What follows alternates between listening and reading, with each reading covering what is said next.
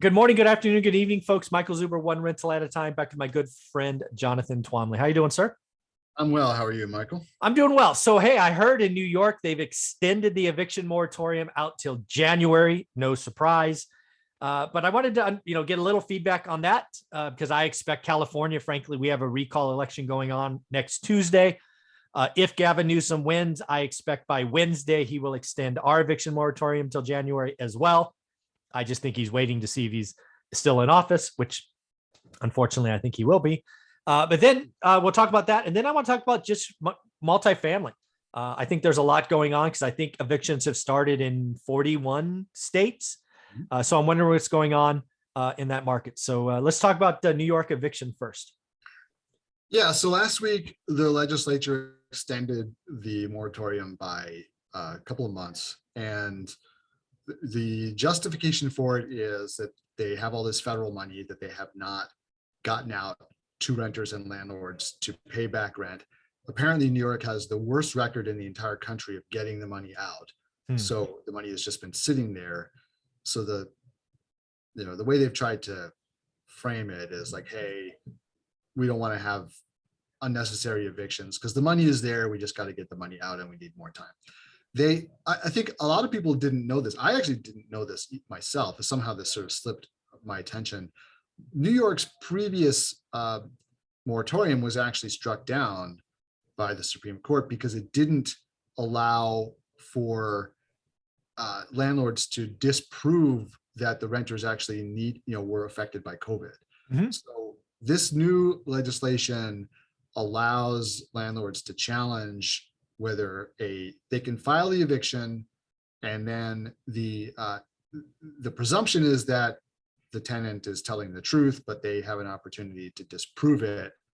So the legislature is hoping that this will survive scrutiny while they get the rest of the checks out, supposedly. So we have this extended further, and it's making it very difficult. I'm looking at properties in upstate New York, and it's making it quite difficult to really kind of figure out how to underwrite, properties, because there are people who haven't paid. The lenders see that. The lenders want, are going to only underwrite on actuals. You're going to get less proceeds.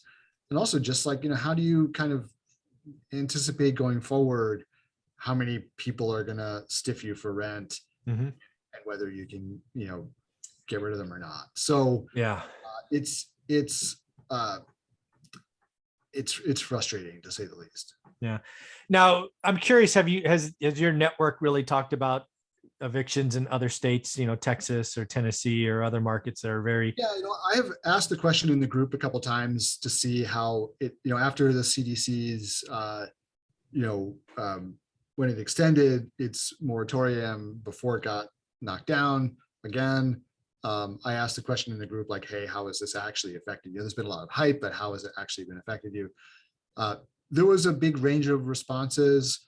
I would actually say most of the responses were, it hasn't really affected me at all. I have good tenants, they pay. But there were a couple of, quite upset people who were like, this has ruined my life.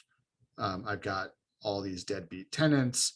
And I think it really does matter, what kind of tenant base you've got, right? If you had, we haven't talked about the K-shaped recovery for a long time, but if you had people who were able to work from home, who were not affected by COVID, and who tend to be more concerned about their credit rating and things like that, they just kept on paying, even though they could have gotten away with not paying. And they didn't, there was not a lot of gamesmanship going on. If you had people who, were not fortunate enough to work from home and who did lose their jobs, then I think a lot of people who, didn't pay, and some of them justifiably and some of them not. And some of them, were looking to get over. So, but I think it really did depend on what kind of property you owned. Yeah, you've been in this game a long time. We've got to get back to normal eventually, right? Do you think this kind of, because again, there's a lot of money out there to make up back rent, It's $45 billion. I think I've seen 2 different tranches. Do you think we're kind of getting back to normal by next spring across the country? And then we can start doing real evaluation and we're not having to do, hems and haws. Yeah, I sure hope so. I mean, Yeah. Yeah. I think that probably we are. I mean, I think that that it's getting harder and harder to justify the moratoriums for any other reason than getting the money out, right? And just saying, like, on a humanitarian level, like, the money is there, just be patient, you'll get paid. People shouldn't lose their homes over like a timing issue, right? I think, but at some point, that argument kind of loses all of its Well, strength. it does, because but what these people with this money argument don't understand is tenants are ghosting landlords left and right. Yeah. And tenants aren't filling out the paperwork on purpose because they're trying to flip the middle finger, right? This is all stuff that's really happening, right? Landlords, I actually heard a great analogy. I wanted to run this by you. So I had somebody talk about what the government is essentially asked landlords to do. So instead of talking about housing, let's pretend you own a restaurant. Okay, so now you own a restaurant, and the government basically says, A, you have to keep producing food. You have to keep paying your kitchen staff and your waiters and waitresses. But, oh, by the way, customers that can come in can decide whether to pay you or not. And you have to do the rent and the lease and maintenance. It's essentially what they've asked landlords to do, is bear the brunt of this. And they're not making them whole, right? I've had several tenants ghost. I think I'm up to about $50,000 that I'll never see back. Yeah. Right. What people understand is, there's 45 billion out there, but if the tenant ghosts you, you're not going to get the money because they're just not there anymore. So it is driving some landlords to bankruptcy. Some people are losing property. So it was handled pretty badly. If people ghost you, you still need to file an eviction, right? You don't have to. I would strongly suggest you do. Yeah. And you get a judgment and you hit their credit, but do you have to? Some landlords won't, because that's another $1,000 out the door. But I'm saying you can get the apartment back though at that point. Well, yeah, when they ghost you, yeah. It's people don't understand that, again, landlords been asked to continue to provide service without income. And it isn't fair. And I think, you see this a lot. It's not just in this, like, this is, for some reason, landlords take it on the chin. Mm-hmm. Where the necessary thing to do to solve the housing crisis is too politically difficult, like zoning. Yep. Then the temptation becomes like, oh, well, we'll just cap what landlords can charge. That'll solve the problem. Mm-hmm. The politicians feel under some pressure to do something. Right. So that's like an easy thing to do rather than solve the problem, which is allow more housing to be built, allow denser housing to be built, allow taller housing to be built, mm-hmm. And all that stuff then requires like more infrastructure. Mm-hmm. That requires more taxes. Like, all that stuff is politically unpalatable. So they just say, okay, landlords, you can't charge as much. So this is kind of, landlords get beat up all the time, and they're an easy mark. Yeah. So I guess, where do you see multifamily going, right? Specifically the bigger stuff, 400 or 500 units. Do you think it's kind of regionalized? Atlanta, Texas, Houston, the South still gangbusters, rent growth still doing well. What do you think's going in cap rates still going down? I mean, I can't believe they go lower, but maybe. I didn't think they could go lower, and they did, right? So we're seeing big deals going down at 3 caps. 3. Right? 3. Yeah, in the hot markets, right? The markets with explosive population growth, right? Those markets are seeing 3%, even sub 3% cap rates on deals, because everyone's seeing this explosive rent growth, and they're saying, oh, well, if I'm going to get 10% rent growth, I can pay more for the building. The only thing is, like, how far in the future do you project that, right? But we're seeing more money flooding into multifamily because it's flooded out of other Yeah. assets like retail and hotels and Yeah. office.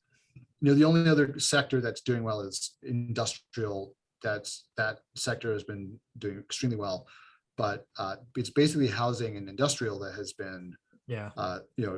performed well during COVID. So the cap rates in those assets have really become compressed. I think with the ending of eviction moratoria, it just is going to increase the frenzy even more, at least in the short run. And yeah, I mean, I think it's just going to become even more difficult to buy multifamily. And because of the state of the market, what I'm actually starting to see and hear about is, some syndicators who have a real money raising machine Yeah. are now basically flipping deals, right? They are